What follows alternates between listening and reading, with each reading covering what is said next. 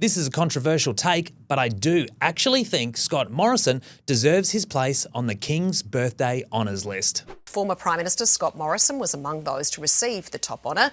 Pretty much every Prime Minister gets it anyway, well, except this guy. British tabloids dub Paul Keating the Lizard of Oz for putting his arm around the Queen in 1992, but she still gave him an Order of Australia anyway years later, but he knocked it back.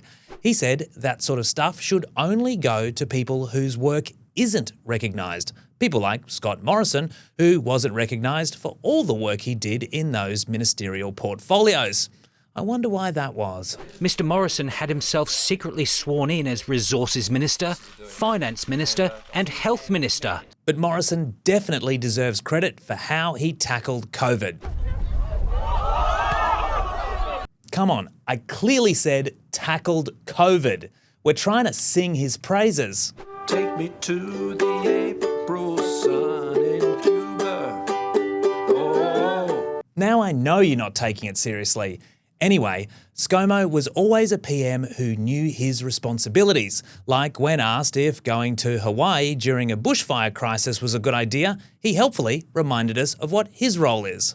They know that, I don't hold a hose, mate.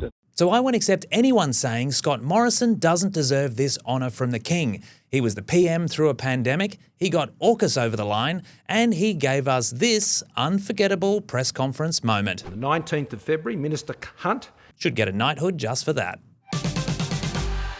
Labor's plans to tweak the country's superannuation system have taken a twist, with the Greens saying they might come to the table to help push the legislation through the upper house, but it might come with some conditions.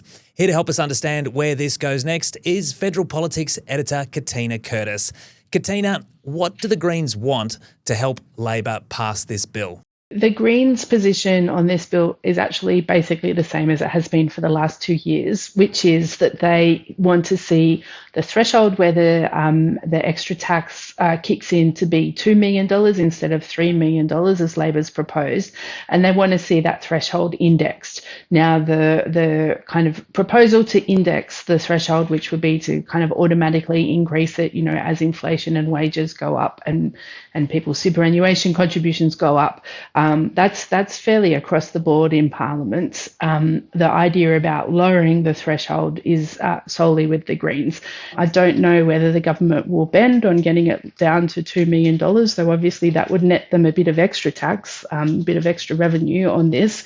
So maybe they will look favourably on that. But I suspect that we'll see the Greens move a little bit and the government move a little bit, and the final outcome will be somewhere in the middle.